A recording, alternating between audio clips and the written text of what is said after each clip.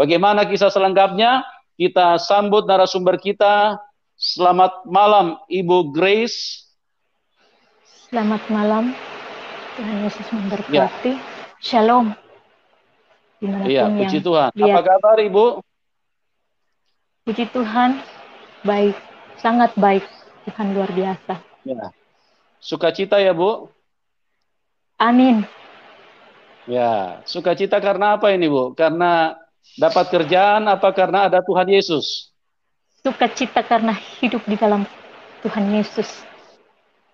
Haleluya. Ibu, apa mic-nya bisa didekatin ke mulut supaya suaranya agak jelas ya? Oke. Iya, puji Tuhan. Ibu Grace, terima kasih ya sudah mau bersaksi pada malam hari ini. Dan ada begitu banyak teman-teman yang rindu mendengarkan.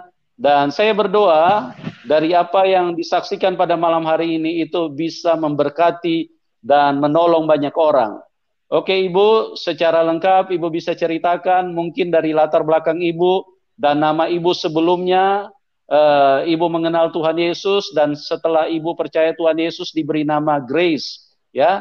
Ibu ceritakan secara lengkap dari awal bagaimana Ibu punya latar belakang, dididik bagaimana pada waktu itu di dalam agama sebelumnya. Ibu ceritakan secara lengkap supaya semua yang mendengarkan bisa menjadi jelas dan semuanya bisa mendapatkan berkat di dalam kehidupan ini.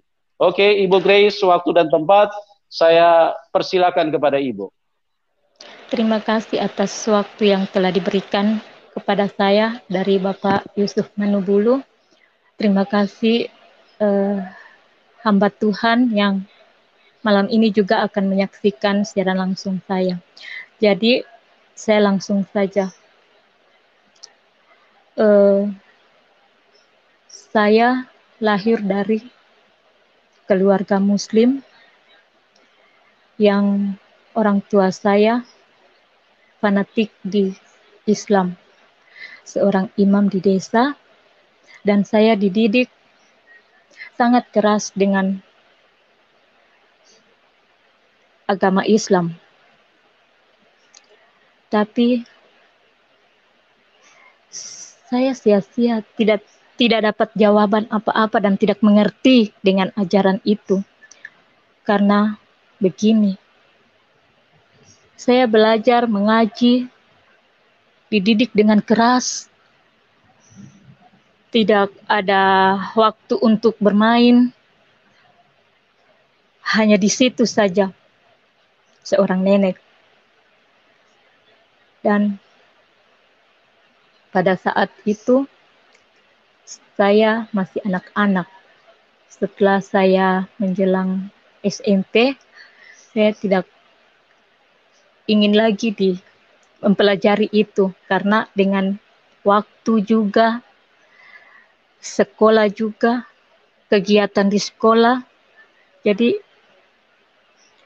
ya lari dari nenek karena ajaran nenek terlalu keras.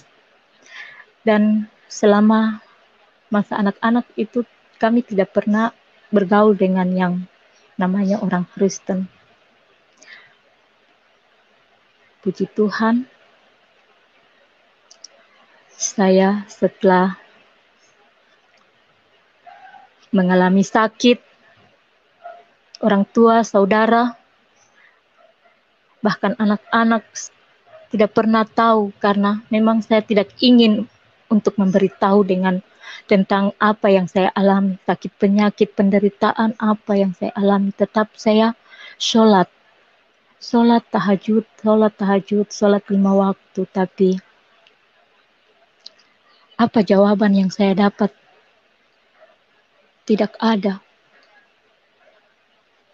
Di saat saya susah, di saat saya sakit, selalu bangun untuk sholat tahajud karena setiap katanya sholat tahajud pasti ada jawaban dari Allah. Apa yang saya dapat? Semua itu tidak ada. Setelah itu saya dijodohkan sama orang tua untuk menikah, masih di bawah umur, kelas 3 SMA. Dan pada saat itu usia ditambah karena mendaftar di KUA. Di situ memang saya sudah alami sakit, tapi saya tutupi dari keluarga.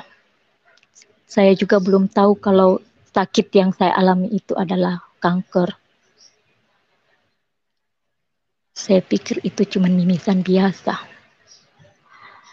Setelah saya menikah, ya beginilah perjalanan hidup yang saya alami. Gagal di dalam rumah tangga setelah dapat anak kedua. Suami berpaling. Saya juga tidak tahu alasan apa. Menurut pribadi saya sudah baik, sudah turut kepada suami, tapi ya begitulah namanya laki-laki ya. Tiba-tiba saya pisah dengan suami, saya menghidupkan anak perempuan 2 pada usia masih anak-anak.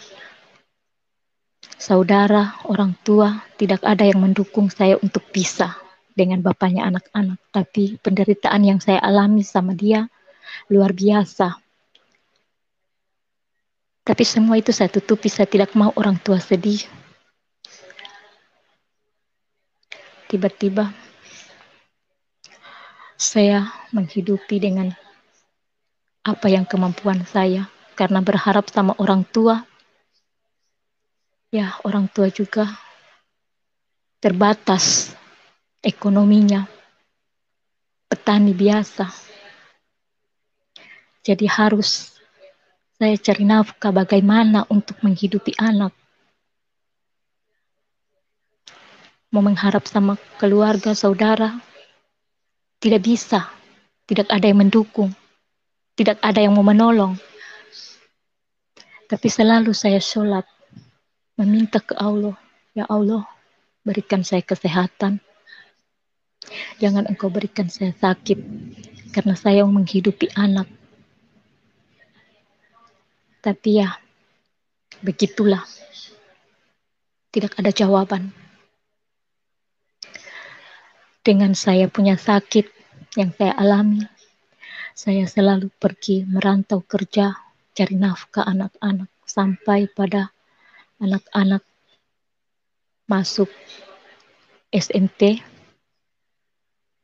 yang satu masih kelas 6 SD,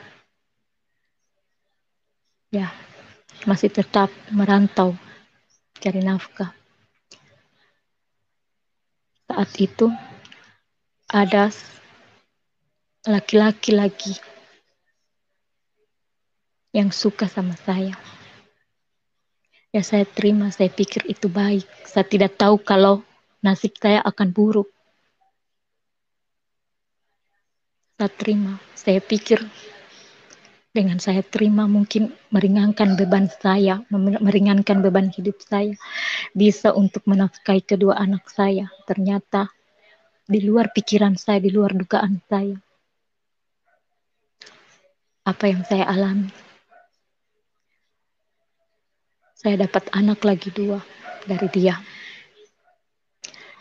Dan yang satunya diadopsi sama orang Cina. Ibunya teman baik dengan saya.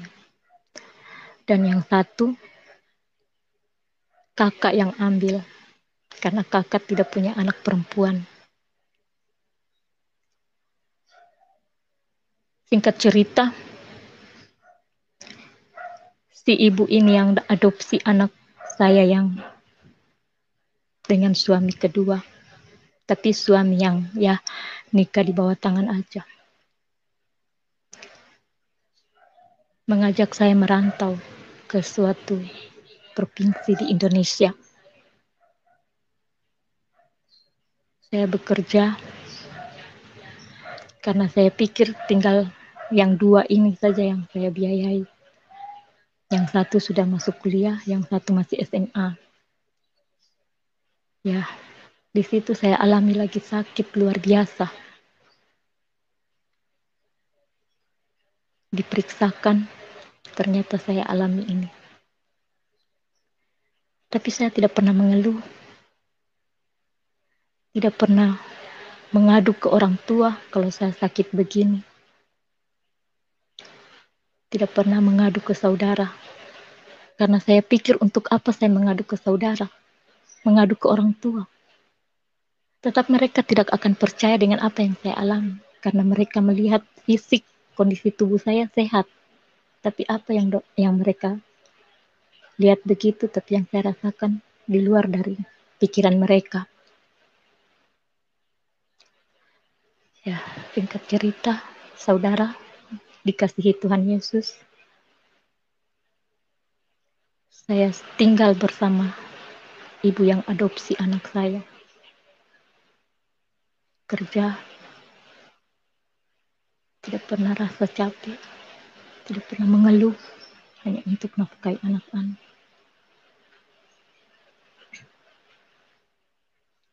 Orang tua sudah meninggal, tinggal bapak, mama sudah meninggal. Jadi tempat pengaduan tidak ada lagi. Mau mengadu sama saudara, percuma. Mau mengadu ke Allah, jawaban juga tidak ada. Jadi saya selalu bertanya, jalan hidup saya kemana? Di mana saya mau letakkan jalan hidup saya ini, ya Allah? Selalu saya sholat, tahajud, di saat saya sakit, di saat saya susah, di saat ekonomi memang saya tidak tahu lagi bagaimana. Tetap juga jawaban tidak ada. Pada satu saat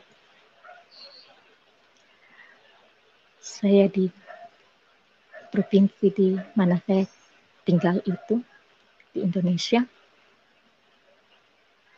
ada seorang yang baik hati sama saya. Ya,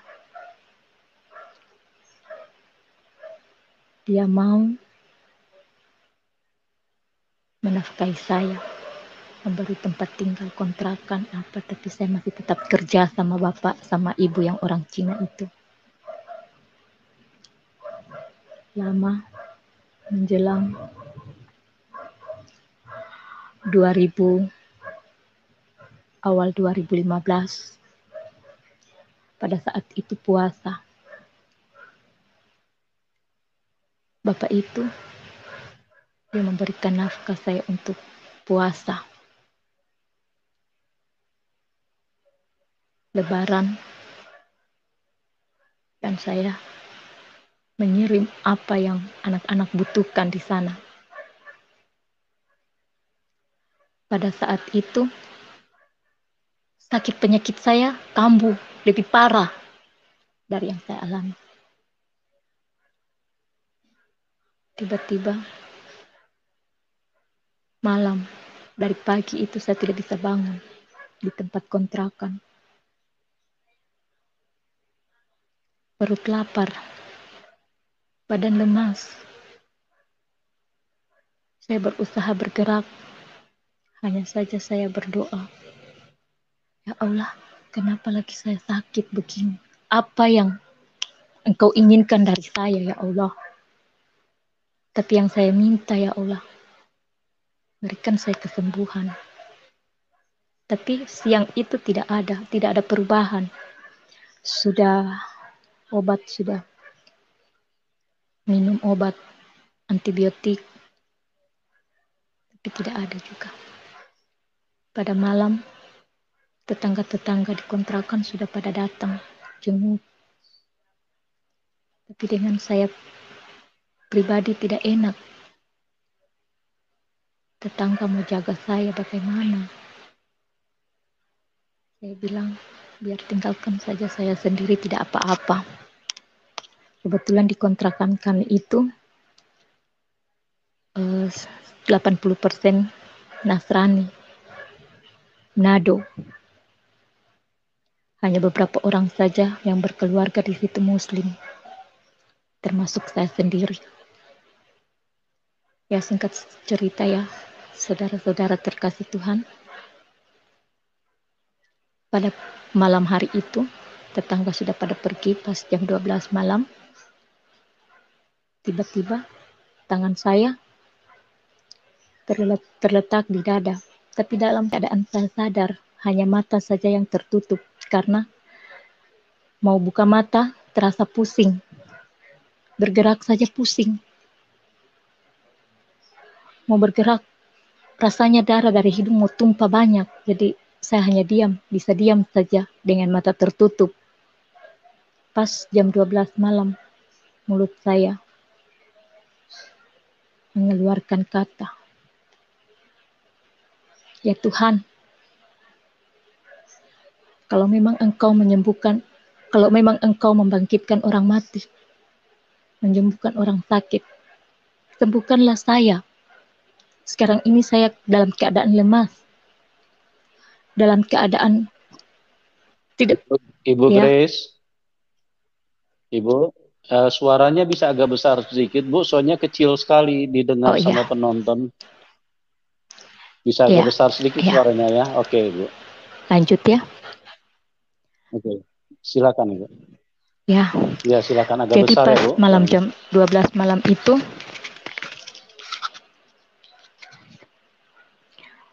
langsung tangan saya terletak di dada, tapi dalam keadaan sadar, bukan tidur, dalam keadaan sadar.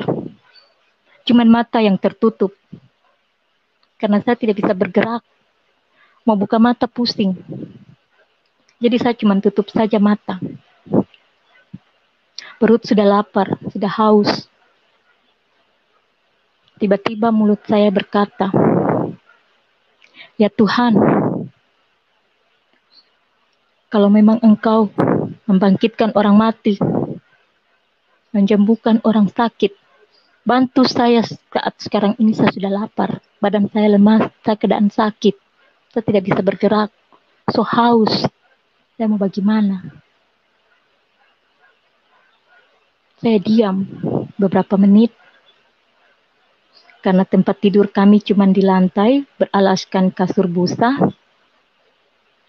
Tiba-tiba cahaya dari depan pintu kamar saya masuk. Satu cahaya menyinari atas mata saya. Silau, bukan cuma silau seperti lampu, tapi memang silau, terang. Tapi saya tidak kaget. Terasa tempat tidur itu seperti ada yang tekan dengan lutut. Tapi saya diam saja. Saya pasrah. Saya diam saja. Tangan saya terasa di kepala, diletakkan di kepala, satu tangan. Beberapa menit tangan di kepala, tiba-tiba suara.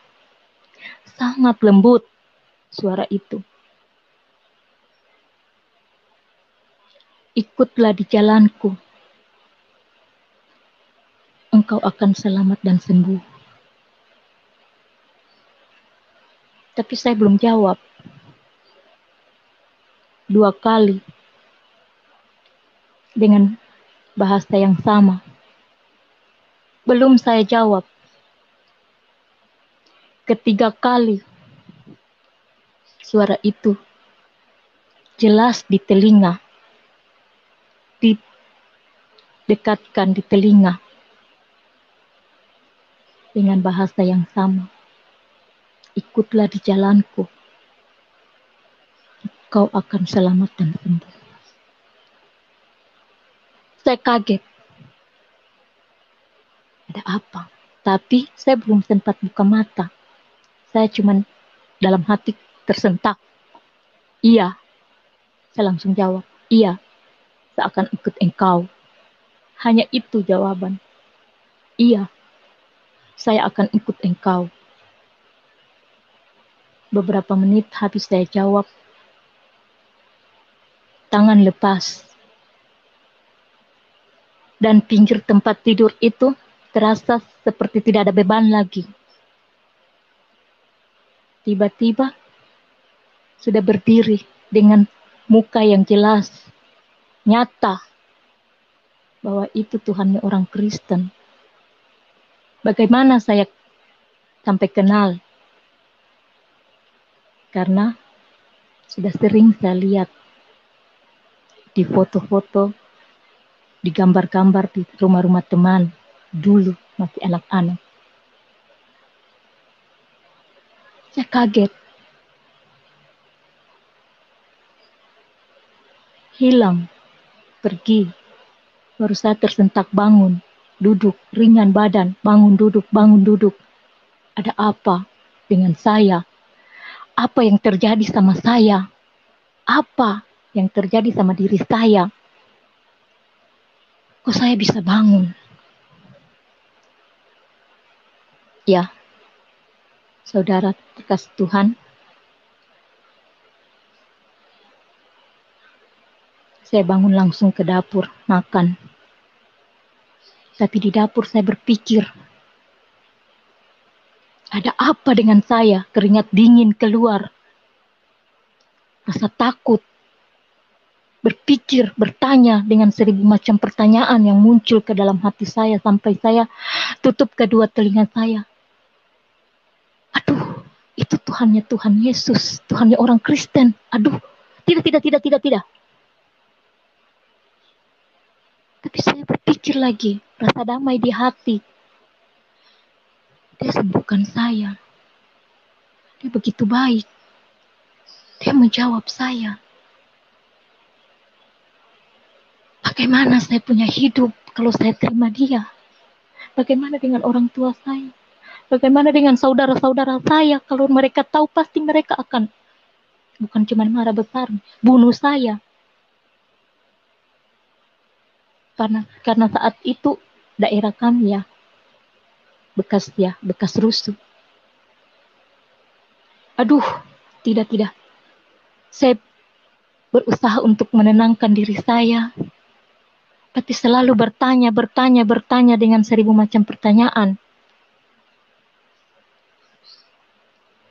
Hanya saya bisa berkata sama ibu yang orang Manado,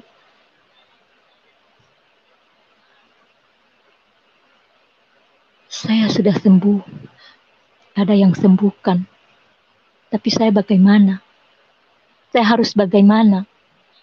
Dia juga tidak pernah memberikan saya jawaban. Entah kamu tetap di Muslim kah? Kamu pilih Tuhan yang sudah selamatkan kamu, sudah sembuhkan kamu? Tidak ada. Tidak ada dia komentar apa, mengeluarkan kata, dia cuma diam saja. Hati saya sedih. Kok kenapa saya begini? Saya mau mengadu ke siapa? Saya diam. Singkat cerita saudara, Desember. Masih 2015. Desember akhir. Ada. Kayak terpanggil hati saya. Ada tetangga di sebelah tempat kontrakan kami orang Ambon. Jadi saya memberanikan diri bertanya. Itu kalau acara malam kudus, kira-kira dimulai jam berapa di gereja? Ibadah malam kudus. Mereka cuma jawab jam 7. Kenapa? Dan tidak kenapa-kenapa. Sore itu saya jalan beli baju. Saya siap diri. 6:30 saya sudah menunggu di teras di mana tempat kontrakan kami. Pas sudah pada lewat mau ke gereja, ibu-ibu, saya sudah ikut. Mereka kaget. Kenapa kamu ikut? Kenapa? Ada masalah? Tidak. Sudah, saya jalan. Jalan tapi saya tidak bawa apa. Alkitab kah apa, tidak ada. Tangan kosong. Tiba di gereja, saya duduk di mana ibu duduk. Bersebelahan, paling belakang. Duduk begini, Bapak Pendeta sudah naik. Sudah puji-pujian, sudah bawa firman, khotbah, dan satu ibu majelis, dia lihat saya. Hanya saya tengok ke sebelah kanan saya, mau lihat apa yang dibaca. Tiba-tiba ibu majelis itu menghampiri saya dengan bawa satu Alkitab. Dia cuma bilang ini. Ibu Endang ini. Tapi cuman ini doang. Tidak pernah dia bilang buka di sini sesuai dengan apa yang sana Bapak Pendeta ada khotbah. Jadi saya minta tolong ke ibu di sebelah, tolong dibuka ayat apa tuh yang dibaca, apa yang dibaca itu. Setelah dibuka dan saya dapat dibaca, maka hati saya sedih. Semua yang dibaca itu tentang kehidupan yang saya sudah alami, kegelapan hidup saya, tersiksanya batin saya. Apa yang tidak pernah saya dapatkan di situ. Di malam kudus itu, tentang kelahiran Tuhan Yesus.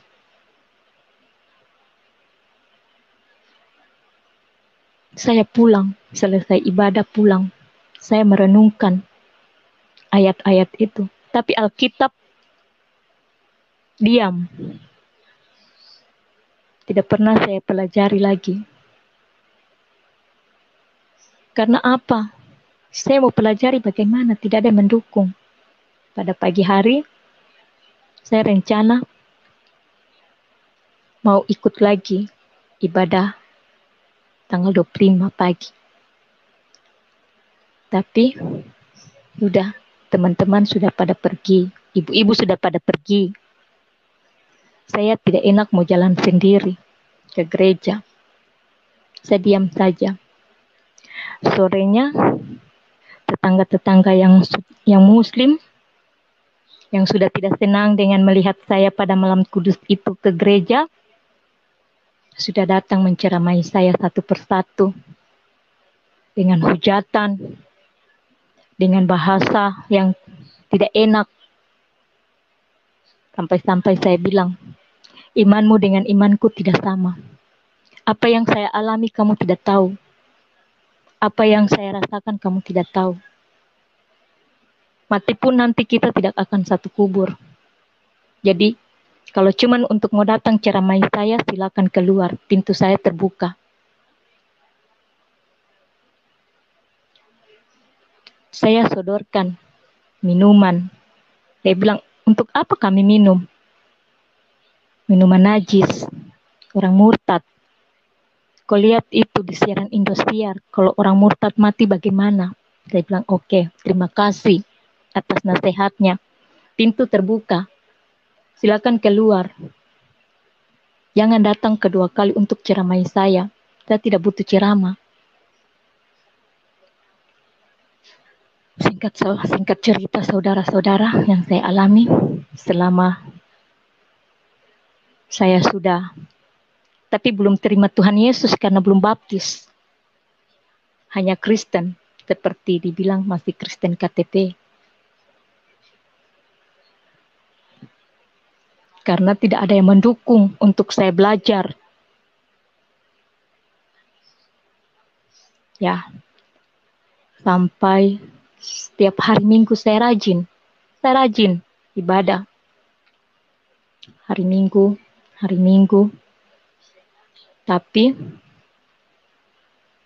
saya minta ke Bapak Pendeta GKI pada saat itu untuk baptis saya, karena itu satu kerinduan saya untuk baptis hidup baru.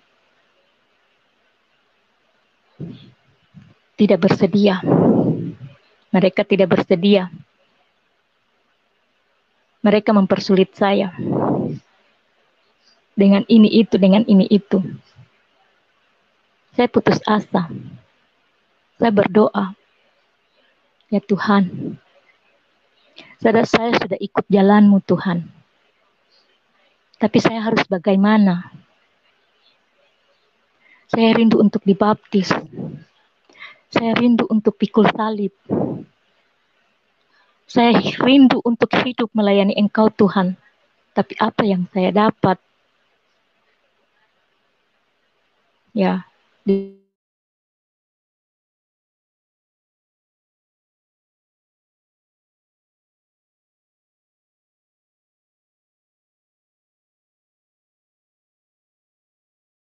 situ, pada saat itu, bulan Februari, saya bikin ucapan syukur. Saya undang jemaat, majelis, Bapak Pendeta hadir di tempat kontrakan kami. Jadi selesai ibadah, saya bagi-bagi kue ke tetangga-tetangga, termasuk tetangga muslim-muslim. Di depan mata saya, mereka tidak menerima. Mereka melemparkan ke anjing dengan bungkusan kue itu. Jadi Bapak yang Manado tanya, kenapa? Ah, katanya. Untuk apa kami makan? Itu najis. Yang cocok anjing saja yang makan. Karena itu makanan orang murtad. Dengan hati saya sedih, saya pulang. Saya hanya bisa menangis. Dan saya berdoa, Tuhan, beri saya jawaban. Tempatkan di mana hidup saya, Tuhan. Karena saya merindukan Engkau. Saya sudah ikut Engkau, Tuhan. Saya sudah ikut jalan-Mu, Tuhan. Ya, waktu demi waktu berlalu, yang saya lalui, saya sempat pulang ke kampung halaman. Di tahun 2019 awal, saya pulang. Karena saya rindu anak-anak. Saya pikir anak-anak, keluarga, bapak, saudara-saudara, terima saya. Karena mereka kan sudah dengar-dengar, sudah ada isu-isu informasi. Saya sudah Kristen. Jadi saya rindu mereka, saya pulang. Ternyata di waktu saya 1 tahun bersama mereka di kampung halaman di mana saya dilahirkan dan dibesarkan, mereka tidak senang. Ya, saudara. Mereka tidak senang. Anak-anak menjauhi saya, bahkan orang tua usir saya. Bahkan saya dilaporkan ke Polsek karena saya masuk gereja pada saat itu. Karena daerah kami kan daerah konflik. Yang para jemaat dengan majelis-majelis di gereja itu merasa saya itu masuk gereja orang Islam atau ada yang memperalat saya bawa bom kah apakah pada saat itu. Tapi pas tengah malam jam 10 malam saya dijemput polisi, dibawa di Polsek, ditanyakan di sana,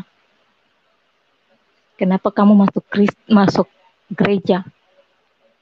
Saya bilang, terus kenapa kalau saya masuk gereja? Tapi para jemaat dengan majelis ini yang dari gereja di tempat saya gereja itu belum mengatakan apa yang mereka duga, mereka curigai. Orang tuamu satu haji, terkenal di kampung sini. Kok kenapa kamu masuk gereja? Terus saya bilang, kiai pun orang tua saya. Apa ada hukuman di Indonesia ini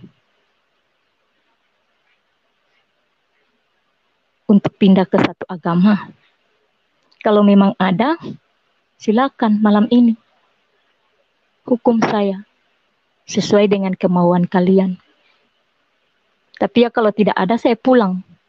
Buat apa saya buang-buang waktu? Terus Bapak jemaat dan para majelis yang datang dari gereja itu sudah bilang, saya bilang, sama sekali tidak. Sama sekali saya tidak bawa apa-apa. Saya hanya merindukan Tuhan. Di situ gempar semua. Tapi saya diam saja, saya terima saja. Bahkan sudah di situ orang tua saudara sudah semakin parah. Ya, saya tidak tahu lagi.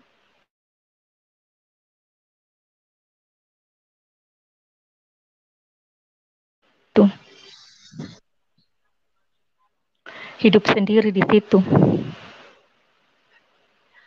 Jadi, saya berdoa, Tuhan, saya harus bagaimana? Tidak mungkin saya bertahan hidup di tempat ini. Bawa saya di tempat di mana saya ikut Engkau, Tuhan. Sudah pagi saya berkemas barang. Yang saya bawa cuman apa? Koper kecil dengan berisikan pakaian berapa potong. Pulang di sini. Ya, di sini saya datang masih kemarin ada yang mengasihi saya, memberikan nafkah hidup saya, tapi untuk saya mau umumkan di tempat begini, ya itu masih belum bisa, terbatas. Hubungan kami belum bisa untuk diumumkan secara umum. Dia mendukung saya, dia mengasihi saya luar biasa, dan saya merindukan Tuhan. Di 2020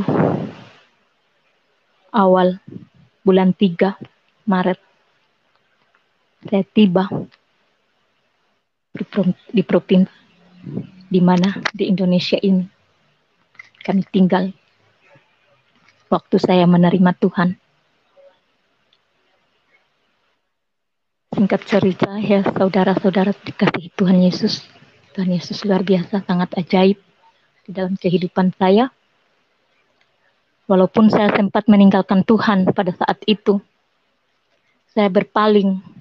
Tapi saya berpaling bukan berpaling kembali ke Islam, tidak. Saya hanya sempat tinggalkan Tuhan. Tapi kerinduan saya akan hidup untuk melayani Tuhan semakin membara. Semakin sukacita saya dengan menangis. Tuhan, Engkau sangat baik. Walaupun saya sempat meninggalkan Engkau Tuhan, tapi Engkau tidak pernah meninggalkan saya. Tidak pernah meninggalkan saya seorang diri. Engkau menuntun di setiap langkah dan hidup saya Tuhan.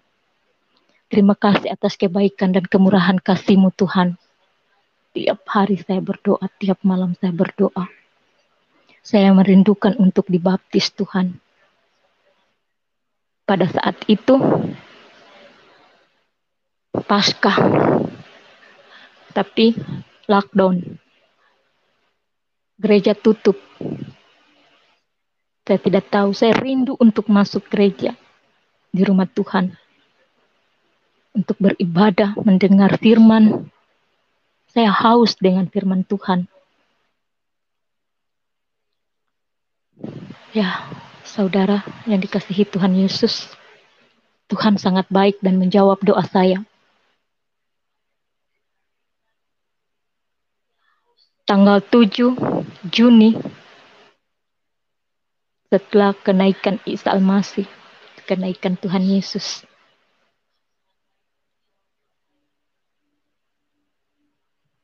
sudah saya dengar ada gereja dibuka dan bisa beribadah. Pada tanggal 7 itu hari Minggu saya ke gereja. Tiba di gereja, saya bertemu dengan itu ibu. Saya juga tidak tahu kalau dia majelis, tapi saya bertanya, Bapak pendetanya siapa, yang mana? Dia memperkenalkan saya ke Bapak pendeta. Saya temui, Bapak saya bicara.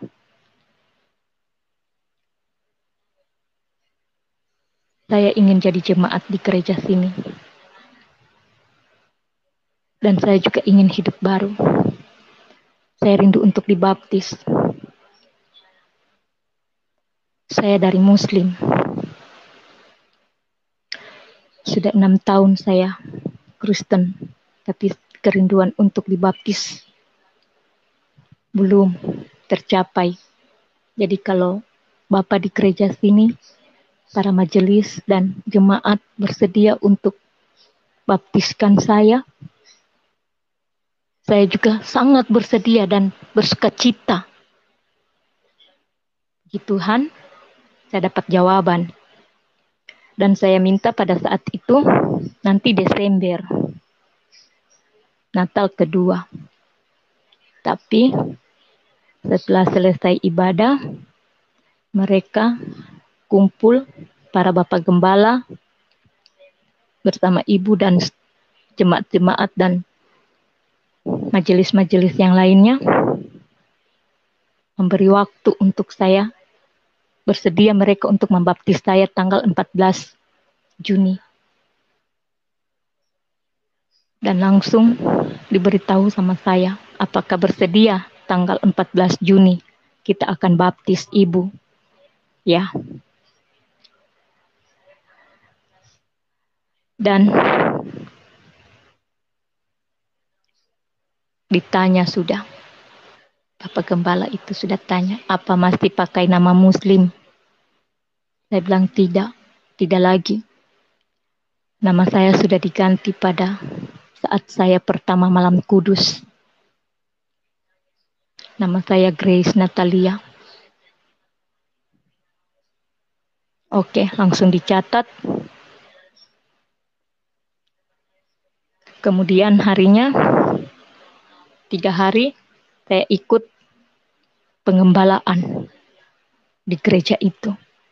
Ternyata setelah saya melaporkan diri untuk baptis, ada yang ikut. Kami 5 orang dibaptis pada saat itu. Mereka sudah bersedia karena saya memberanikan diri minta untuk dibaptis. Berani menantang hidup dalam Tuhan Yesus. Apapun yang terjadi, saya tidak pikirkan dengan keluarga, saudara, anak, orang tua, karena mereka sudah membuang saya. Jadi saya tidak punya apa-apa, tidak punya harta warisan, tidak punya saudara, anak, orang tua, atau apapun. Yang saya punya hanya Tuhan Yesus dan Bapak Gembala di dalam gereja itu, jemaat, majelis, itu saudara orang tua saya. Ya, pada saat hari Minggu, tanggal 14 Juni, pagi, selesai kami ibadah, sudah dibaptis.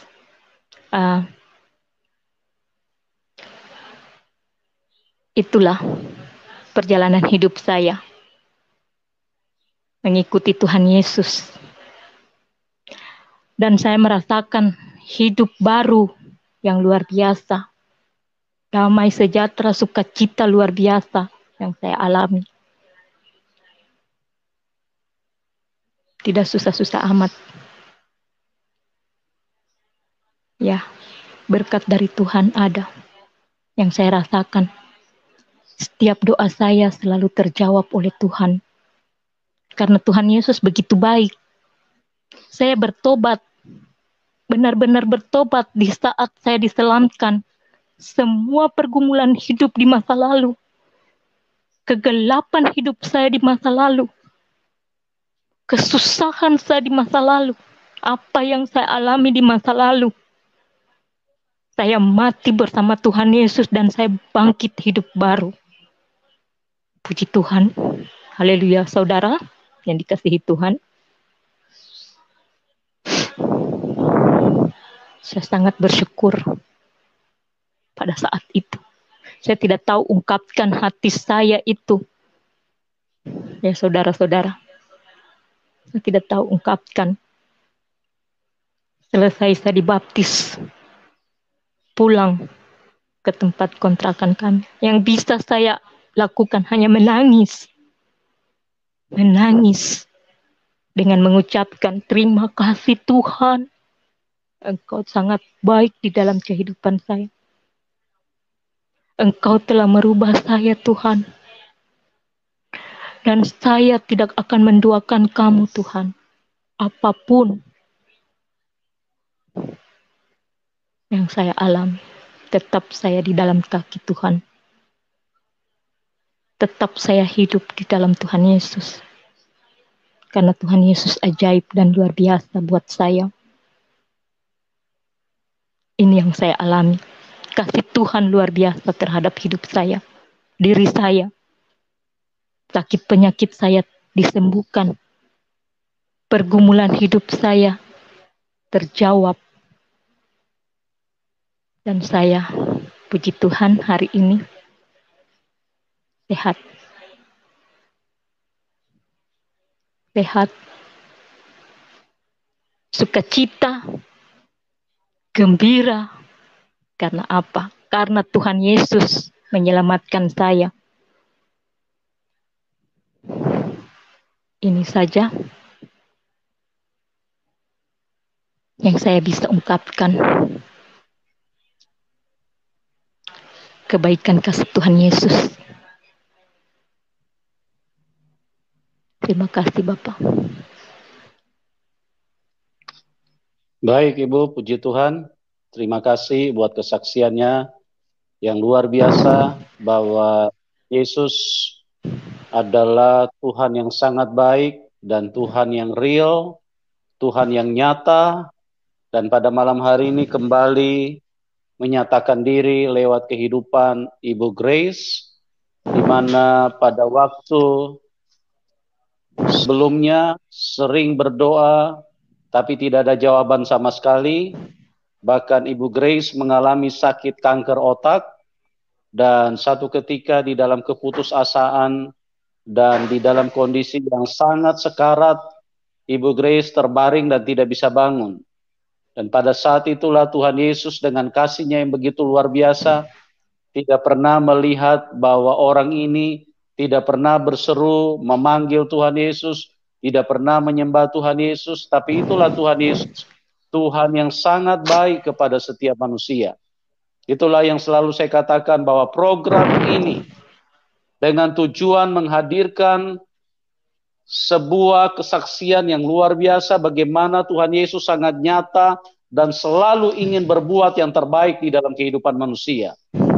Dan pada malam hari ini kita semua sangat diberkati Tuhan dengan apa yang telah terjadi, dengan apa yang telah disaksikan, bahwa Tuhan Yesus adalah Tuhan, satu-satunya Tuhan yang sangat bisa dipercaya, dan Tuhan yang hidup. Oke teman-teman, karena posisi dari Ibu Grace ada di satu tempat yang waktunya sudah cukup larut, jadi pada malam hari ini kita cukupkan sampai di sini dulu.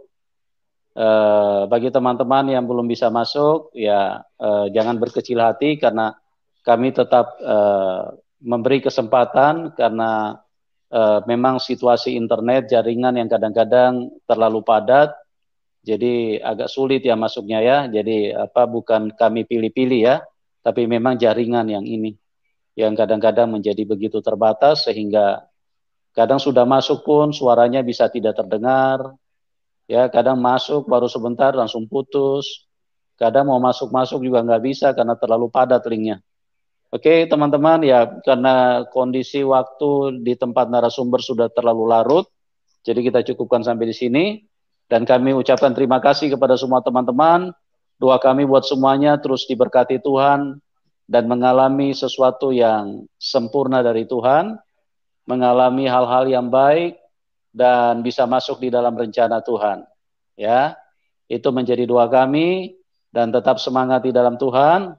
Dan juga kepada Ibu Grace, kami menyampaikan terima kasih ya Bu, atas kesediaan Ibu yang sudah berkenan untuk memberi kesaksian pada malam hari ini, dan kesaksiannya sangat memberkati.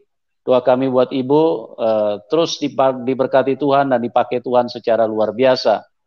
Ya, dan juga ya, bagi teman-teman yang rindu doa pujian penyembahan, besok pagi We For God Official akan hadir jam 5.30 WIB waktu Indonesia bagian Barat, jam 5.30 pagi ya.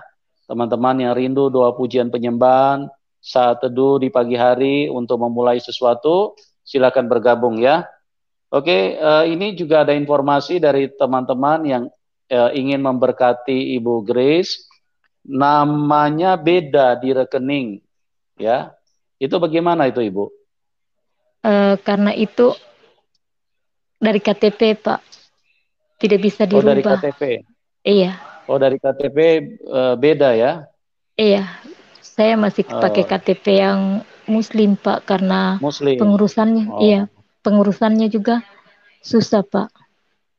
Iya, jadi Ibu bisa daerah. sebutin dulu, Bu. Nama KTP Ibu sebutin dulu supaya bisa ini. Nama di KTP Mendang Lana. Iya, jadi teman-teman sudah jelas ya bahwa nama dari Ibu Grace di KTP itu Mendang Lana ya. Iya. Jadi memang namanya beda, jadi itu orangnya yang sama karena KTP-nya masih pakai KTP yang lama yang masih KTP Muslim. Oke teman-teman, bagi Anda yang ingin mendukung pelayanan kami, pelayanan ini silakan di bawah layar deskripsi kami sudah cantumkan nomor rekening. Ya, oke teman-teman, Tuhan Yesus memberkati kita semua dan sampai berjumpa di program selanjutnya dan salam kemenangan buat kita semua. Amin. Salam kemenangan. Haleluya. Amin. Puji Tuhan. Amin. Amin. Tuhan Yesus memberkati di channel Bapak. Ya.